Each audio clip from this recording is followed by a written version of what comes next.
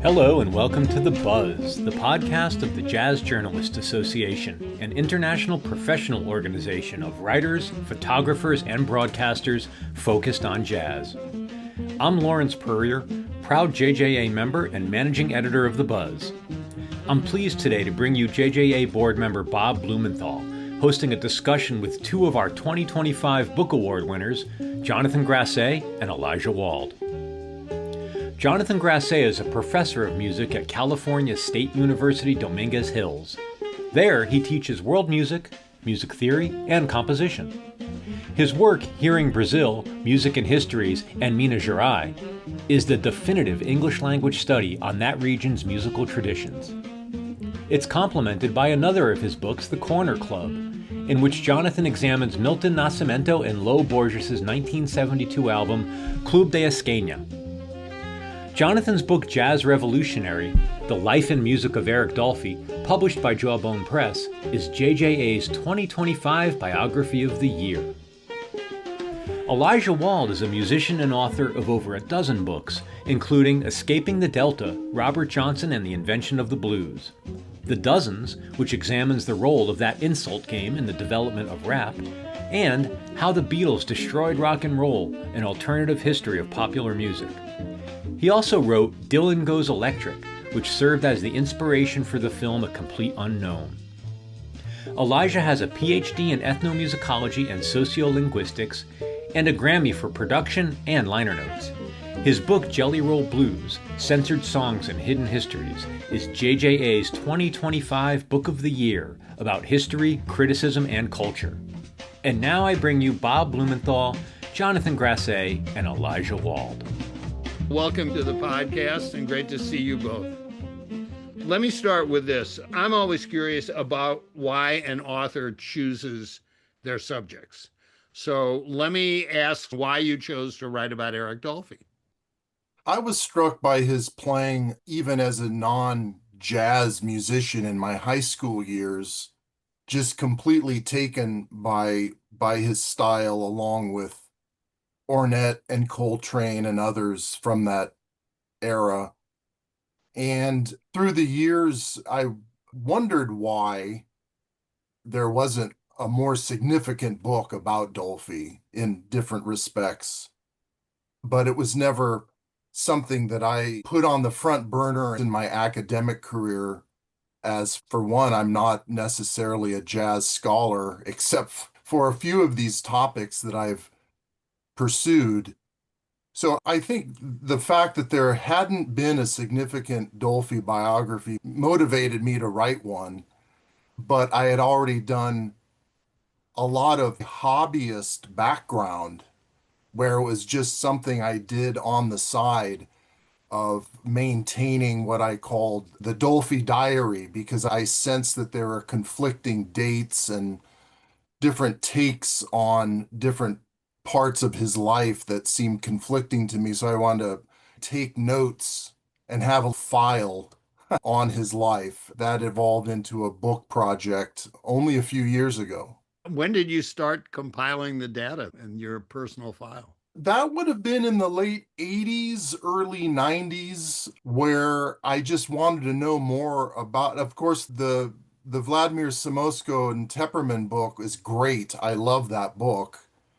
The discography is fantastic, but the biographical stuff only amounts to whatever, 80, 90 pages. And I just wanted to fill in the blanks. And I just started to take notes. And then maybe a decade later, in the late 90s, I met Gerald Wilson and started to type some of this stuff up, not because of meeting Gerald Wilson, but it seemed to trigger moving down to LA and meeting him and being around here triggered a more systematic approach to my Dolphy diary project, which was always on the way back burner. Okay. And now, it just, Elijah, it could be said you've written around your subject before. It wasn't, I don't know, what brought you to it, given the various topics you've pursued? This one in particular, I was living in Los Angeles in 2003, I think it was, when the complete Jelly Roll Morton Library of Congress recordings were finally released for the first time. And I was there working on Mexican Chicano gangster rap.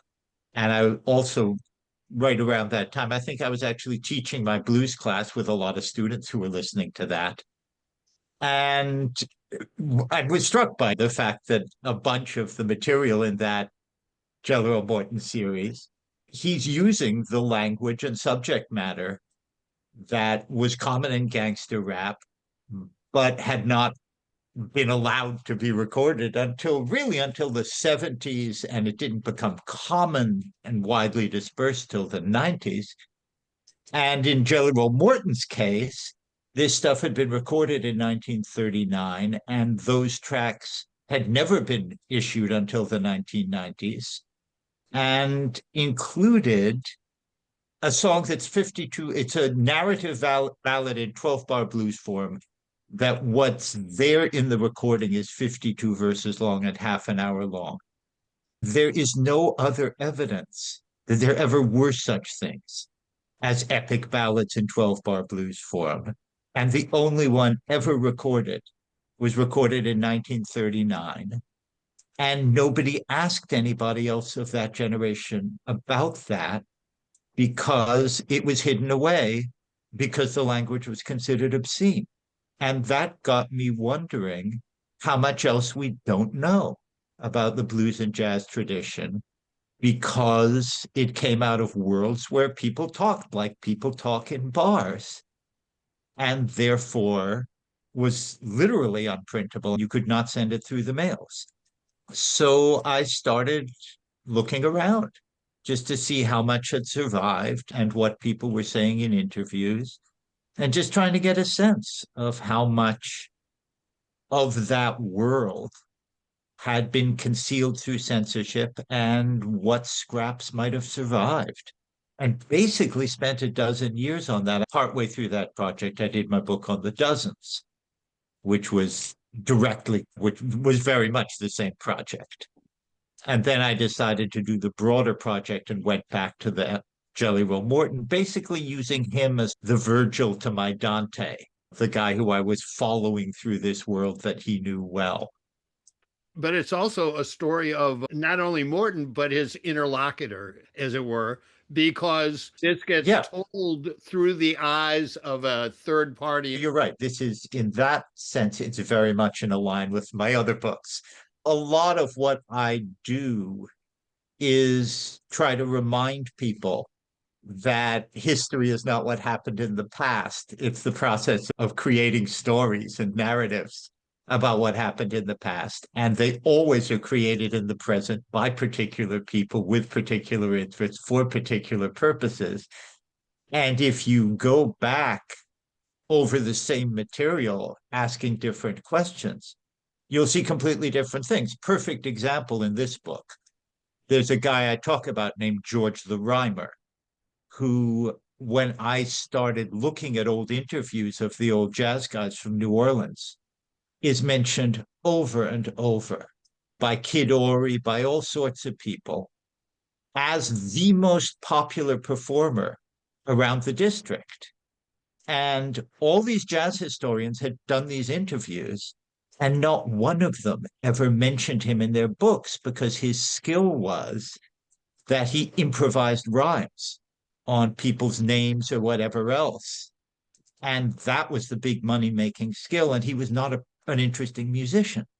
So all these people did interviews with Kid Ory and Pops Foster and other people who described him as the most popular band leader in the district, and none of them mentioned him because he wasn't relevant in the 1930s or the 40s or the 50s or the 60s. But now that we're living in the world of rap, suddenly that's really interesting history. I want to take you back.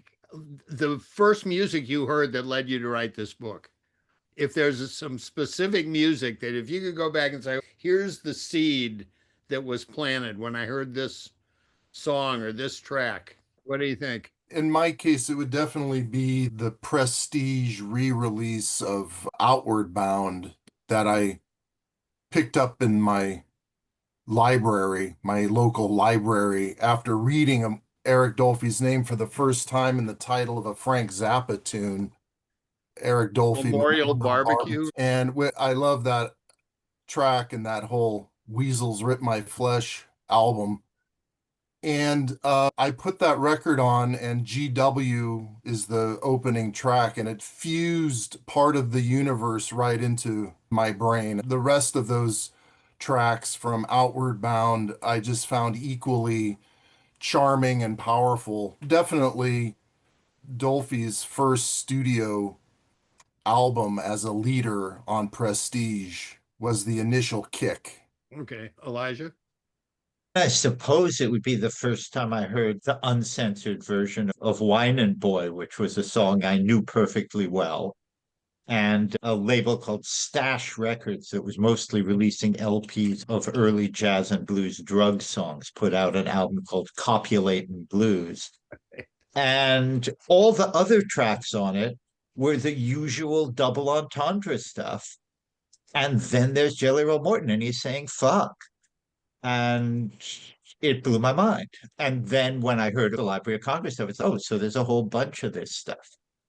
And that then opened up the fact that there was a whole world. I also played for years with Howard Armstrong, who used to do a filthy version of Darktown Strutter's Ball, which, as it turned out, everybody in the old days did a filthy version of Darktown Strutter's Ball.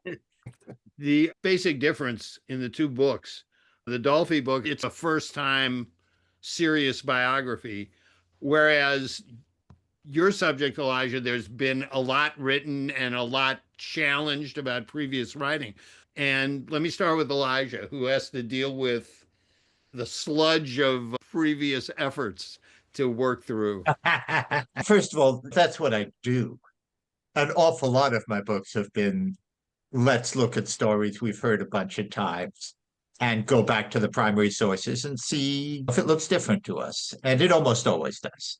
If you look at stuff, just because you're different than the people then, and particularly if you're looking in a different time, things look very different. In the case of Jelly Roll Morton, one of the main things that I had to dig through was that the rap on him forever has been, you can't trust a word the man says.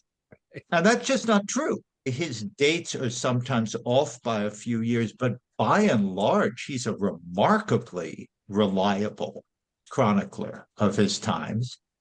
And the thing that got him into trouble was this letter to Downbeat, where he claimed to have personally invented jazz in 1902. His main point in that letter, it was countering a Ripley's Believe It or Not show that he was writing, countering.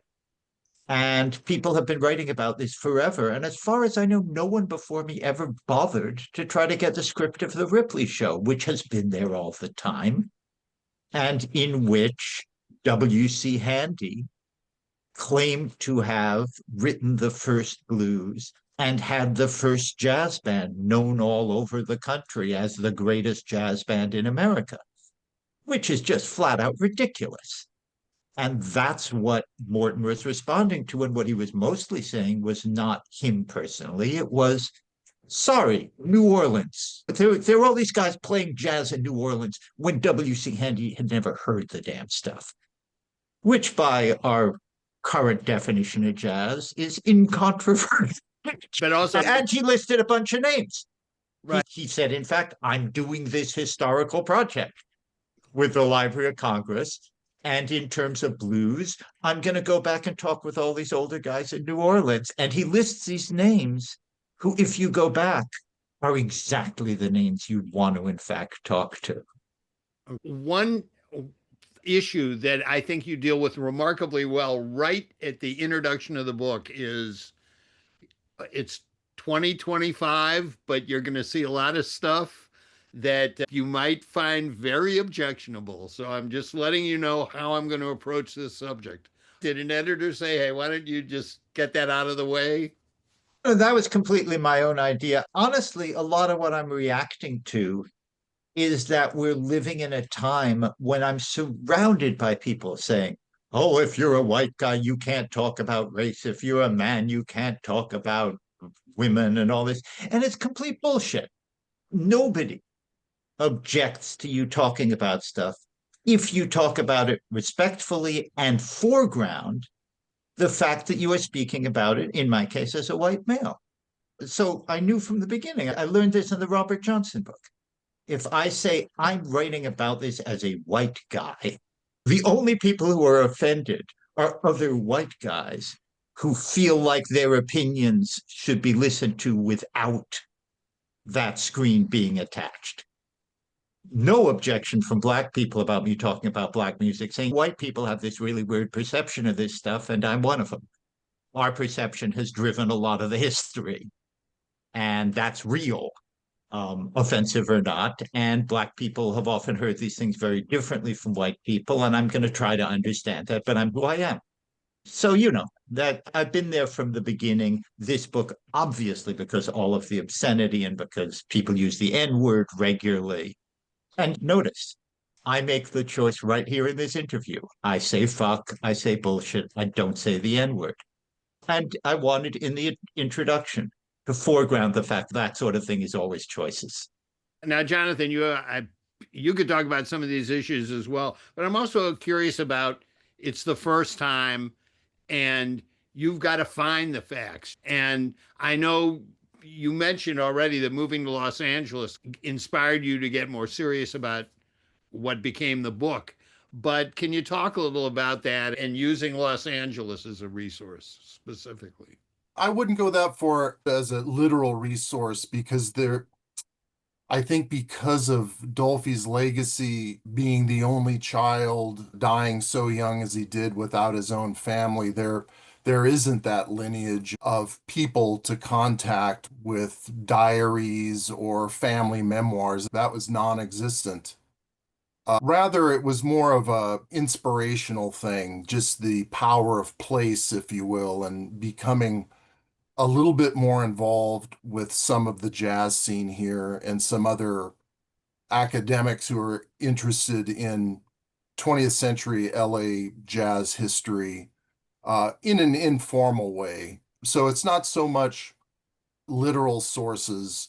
That was a problem with the book in general, sources. I had to get the timeline. I was preoccupied with just telling a skeletal, bare bones, factual outline with any dates of sessions and gigs and correspondence, what have you, that placed him here or there.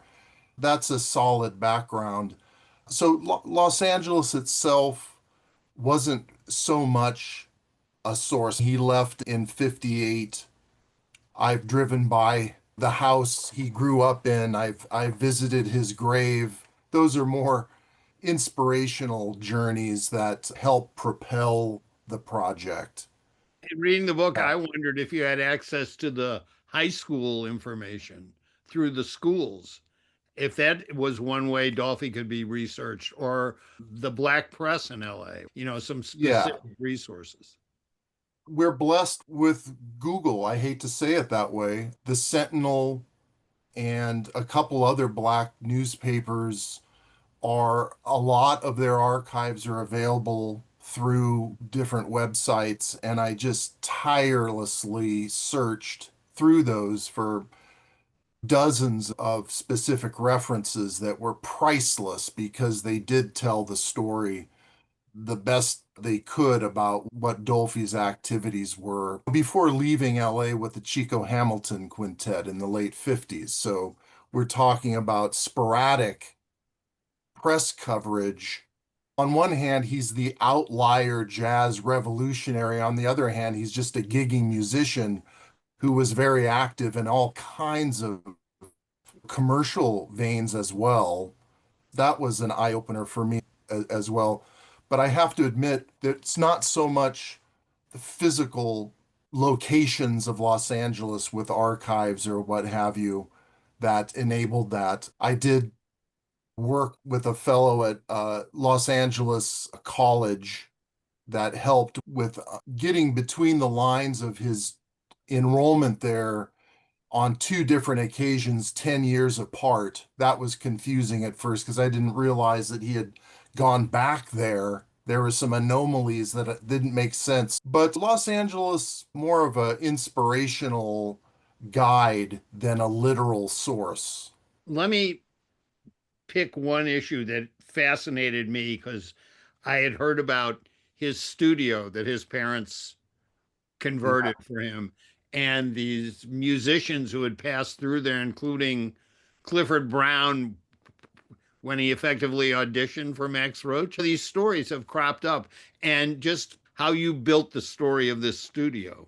I had to be careful with that because I really wanted a strong sense of valid confirmation about what went on there. Generally, from a very young age, his parents backed this interest in music, which is wonderful, right?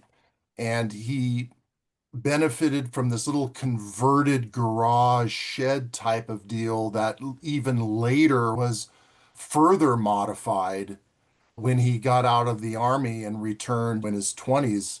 But the lineage is pretty incredible. Of course, he met Coltrane roughly the same time. The Harold Land audition for the Max Roach, Clifford Brown quintet occurred in this shed. And there are touching moments in a film where Roy Porter is visiting and being interviewed in that shed, obviously Right. years later, 20, 30 years later. Also, Buddy Collette is captured on film visiting that shed, of course, many years later, 40 years later, commenting on his memories of having mentored Dolphy and probably visiting him there at the shed. In addition to that, there are a couple of anecdotes from various sources of like neighborhood kids who recalled Dolphy playing Charlie Parker records in his studio in the backyard. One neighbor sharing anecdotes of conversations with him concerning the beauty of natural sounds of bird calls and the wind through the trees. The just really bringing home grounding of that experience, being able to describe that was important. And also Alan Saul, has a wonderful website on Dolphy's life, among other topics, did his own share of incredible work over the years and actually discovered some documents at the home years after the Dolphys passed away, after Eric's parents passed away, that helped with a timeline of what went on with that studio, bills and receipts for little construction work that went on there to build up the studio for Eric's use. Your book is titled The Life and Music of Eric Dolphy. But Elijah, your book is about lives and about specific music distinct from those lives as well. In reading the book, because I've been listening to Jelly Roll Morton for decades, I thought, oh, he's just this guy who's just pulling stuff from everywhere. On the other hand, you go look at Morton as the guy who coalesced Sure. it into a musical foundation. Was that balance an issue for you? No. And I have to say, there are a couple of things there. One of them is that one of my big missions is trying to get 20th century music historians away from records because recordings represent a tiny, unrepresentative sample of what people played. Yet so much of the history has been written as if what people played is what's on record. This book was about what Morton heard and recreated from the first decade of the 20th century, maybe up to 1915, when there are no recordings. A huge part of this project was trying to discuss music that was never recorded and therefore which historians have tended to ignore because they can't hear it. I'm fascinated by how much we can, in fact, find out about this stuff. And I should just say, following what Jonathan said about Google, the internet's been unbelievable. The fact that you now have all these newspapers that you can search and census records and police records, the amount of information at our fingertips is amazing. And the flip side of that most of the material I quote in the book is not online, has never been digitized. There's so much stuff still sitting in archives that no one has looked at. But the other thing that I should just say is, as with my book on narco corridos, I'm always interested in areas that you can write a book about that are driven by lyrics rather than music. Writing about music is really hard because you can't put it on the Living page. proof. Whereas lyrics, you can put on the page. So if I'm writing the history of lyrics, you can read them in the book. And I should, in that context, just add, I'm not an audiobook person, but in this particular case, the audiobook is read by a Black woman named Mello Lee, and she's terrific. And she delivers all of the material absolutely brilliantly. And honestly, I think this book is better in her voice than mine. Jonathan, in writing the life and music, I want to ask you about the balance, but also about a decision of how to approach the life. Because I think it's fair to say Eric Dolphy was a very unique individual. He lived with his parents, had basically a strong relation with his parents as any fellow musicians throughout his entire life. He seemed not a comfortable mixer with people. There's not a lot about his romantic attachments. How did you choose to say, I can say this much about this subject as a person, but I really want to focus on the music and the milestones of his career? First of all, you're a bit mistaken. He was famously sociable. I think most of the sources, whether they were music people or musicians or any other kind of marginal character who's commented, there's so many references to, for instance, his kindness, helping others out, and that formed the basis of his friendships, particularly with Coltrane. So he was a spiritual brother to Coltrane. As a writer, the last thing I'm going to do is extrapolate and romanticize about what things might have been and use that kind of language, which we all have to fall back on occasionally, some speculative air of what may have happened, or it was possible that, and that's necessary, right? But I didn't do too much of that. And you're absolutely right about, filling in the blanks. I wish I knew more about him. I think all of his fans do. I hope that there's a subsequent surge of interest in his life and people come up with all kinds of new sources that I didn't find. His love life, or the fact that he was drug free at a time when others were not drug free to a tragic extent.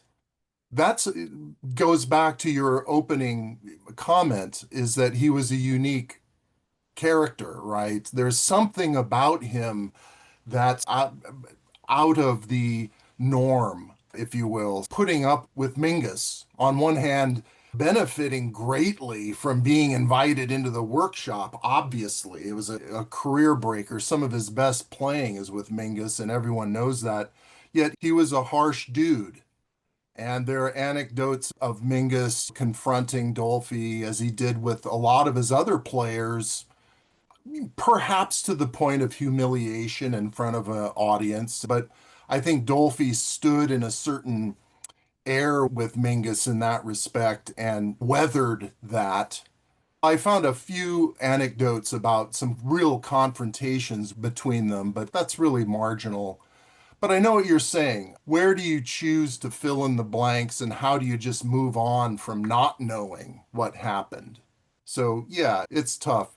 I do want to say that I hear Elijah really clearly about this issue of recordings. And in my project, it was the complete opposite. Recordings for the Dolphy biography were more than a cornerstone. It's a lot of the material itself, the recording sessions, the recording, the vinyl, that comes out and then is reissued. And really, because of his early death, that's really how people after 1964 get to know his music. But Elijah, you're absolutely spot on about the more vast, complex, interesting nature of what we're not able to listen to from the past and conjuring music that hasn't been recording. I love that because that's just gold, right? But I didn't have the luxury of doing that. Rather, I needed to construct a timeline that relied very heavily on recording sessions, when records came out, reviews of recordings, because that's something in the book that I wanted to convey in a particular way without going overboard, and that is the abuse Dolphy received from Downbeat, which in the final version of my book, I backed off a little bit for better, I believe. But those diatribes, those awful things critics said about Eric Dolphy were either from the rare club review, but more often just the negative response to recordings. So not only from this corner of the historiography of it is really not just recordings, but reviews of recordings as well. But Uh, to me, it's a great irony that one advantage Elijah had was he has a recording of Jelly Roll's voice. And you'll correct me if I'm mistaken, but the only recording of Eric Dolphy's voice I know is the sentence at the end of Last Date. I believe most of the interviews you quote are print interviews. And I wonder how much of Eric Dolphy's speaking voice do we have? That's a good question. He was interviewed in Europe on two occasions at the start of the Mingus tour, the last tour in the spring of '64. And again, Alan Saul's work provided some of those materials, either transcriptions or the audio them itself. Let me ask each of you if you can name your most surprising discovery in writing the book. Let me start with Elijah. Oh God, there were so many. Huh. Surprising discovery. Yeah, I guess the basic one for me was just how much, in fact, had survived of this material that when I started, I thought, oh my God, this Jelly Roll Morton, and there's one recording of a woman named Lucille Bogan singing an uncensored blues called Shave 'Em Dry. And I thought that's basically all there is. And the big surprise was finding that John Lomax, Alan Lomax, but also all sorts of other people had in fact kept files of the stuff they couldn't print. People had preserved all this unprintable, unrecordable material. So I'd say the big surprise was I went in to tell this story of this world that had not been documented. And it's still partly that, but also I was able to document way more than I had expected at the beginning. Jonathan, how about you? Yeah, that's a great question. And there were quite a few. I think, in the most general sense, it would be Dolphy's career in commercial music in the 50s in Los Angeles. There are rumors that, were hard to believe, but they're true. There's suggestion that Dolphy played on a lot of the hits of the Platters, that maybe he was under contract to Buck Ram, who was behind the reinvention of the Platters and popular late 50s rock and roll in Hollywood. And Dolphy was there. He appears in Rock All Night, this cheesy, horrible flick.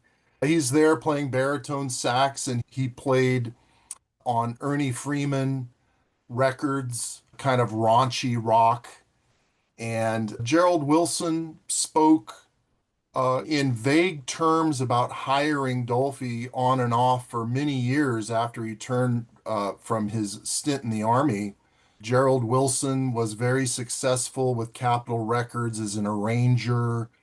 So from 54 to 58, there was Eric Dolphy living with his parents, getting these pretty good gigs. That was ultimately a pie in the sky dream he had of being a studio musician playing multiple instruments, right? This a great array of instruments. It's just that segregation and those horrible contexts to those times really batted those dreams down quickly. He knew that. But yet here he was plying the waters of rock and R&B and film music and commercial gigs before breaking away with Chico Hamilton. Also, I would say the other surprising thing would be certainly his death. Specifics about his death, different perspectives that I caught through the film Last Date, and also interviewing Carl Berger and his wife who were there that night. They had hired him for that gig. And then Carl died not so long after our interview. That was shocking. Just the specifics about hearing these eyewitness accounts, conflicting eyewitness accounts, and not wanting to ignore this or that version. I chose to portray his collapse at the Tangent Club from these very conflicting perspectives. Like Elijah mentioned, there are a lot of astonishing things that came out for sure. I want to end with two, I think there'll be quick questions for each of you. The first, if you had to create a listener's guide for people to get them prepared to read your book, maybe 4 to 6 items, what might you come up with? Elijah, let me start with you. The obvious one is the Jelly Roll Morton Library of Congress recordings. On top of that, the Lucille Bogan Shave 'Em Dry, which I mentioned. I should say the big hole in all of this is so much more material exists from men than from women. And that's an old story in folklore. Yeah, those are the big ones. The amount of wonderful, filthy material, a lot of it's boring, but the amount of wonderful, filthy material out there. There's a Clovers recording of the Darktown Strutters Ball satire, the Rotten Cocksuckers Ball, that you can get through the Smithsonian. That's an amazing object. I don't have it in the book, but it's the Clovers. There's also the Martin Bogan and Armstrong, Howard Armstrong's group, since I played with him. His version also of Darktown Strutters Ball. But in terms of things to listen to, like I said, it's mostly stuff that isn't on record. So let's go with that list. And the Morton recordings were what, 13 CDs, I believe? It's just 8 CDs with all the interviews. You can pick out the dirty stuff. Interestingly, that's become a problem because in the libraries, they used to mark all the dirty stuff with a triangle. It was called Delta material. But when they digitized the card catalogs, nobody knew that. So what you used to be able to search for, digitizing has made invisible. Let me go to Jonathan now. I would say the 2 recordings of Dolphy as leader would be Outward Bound and Out to Lunch. That's the beginning and ending of his career as a studio project leader. His work with Booker Little, the Eric Dolphy Booker Little Quintet live at the 5 Spot, has some fantastic material. And with Coltrane, I would forego the studio work he did and just go with live stuff. Really, the Impulse Complete Village Vanguard collection that came out the end of the 90s has just wonderful material. That gig previously was represented from Dolphy's perspective on 2 pretty mediocre releases in 62 and 63. So the Impulse Complete Village Vanguard, Out to Lunch, Outward Bound, and of course the live Coltrane tour of Europe in November 61, and then his last tour with Mingus in Europe 64. They're wonderful, wonderful recordings there as well. What book should be written? Not necessarily by you, but a book you would be dying to read. Elijah. That's a tough one. There are a lot of biographies I'd like to see people do. Honestly, I'm doing one of the projects right now that got to bothering me because I was listening over and over to all these interviews coming out of New Orleans, and they were all done by jazz nuts. And just as people start telling interesting stories about that world, Bill Russell will interrupt to say, yeah, but who was the bass player on that session? And it, after all, just drives you nuts. People are actually trying to tell stories. So I'm doing a biography right now of a woman who Morton mentions briefly in passing. Her name was Ready Money. And she was a thief and to some extent a sex worker, certainly worked in that business. And I have traced her back to Evansville, Indiana in the 1880s and forward through 12 years in New Orleans, where Morton knew her first, and then to San Diego, where she ended up owning the largest Black-owned hotel in Southern California, with a staff of 60 people and a full big band in her nightclub, the Creole Palace. I think way too many books on music pay way too much attention to the music. And one of my basic beliefs is musical scenes are made by audiences, not by musicians, because musicians have to play what the audiences want to hear. And I'd like to see way more books on the worlds in which musicians played rather than on the musicians. Jonathan. What I was going to say is a generalist's view of outlier music genres of the 20th century without so much regard to the purity of genre, the boundary crossing, the maybe more marginal experimental musics that occur in so many different ways without focusing on the cool insider language so many writers on music use to portray those worlds. So really trying to capture the freedom of creativity in music. My current book project is really about the wider context for psychedelic rock and a social history of LSD. And it's not to advocate for drug use at all. It's more in response to the alarming amount of scholarship that's coming out about mid-century developments in the government's use of drugs and the Cold War, but also just to revisit these incredible compilations that people have been putting together for 20, 30 years of 60s psychedelic music and kind of redefine connections to broader musical roots in concert music and jazz. Yeah. Thank you so much, Bob Blumenthal, Jonathan Grasse, and Elijah Wald. Don't miss new episodes of The Buzz. Make sure you follow us wherever you listen to podcasts.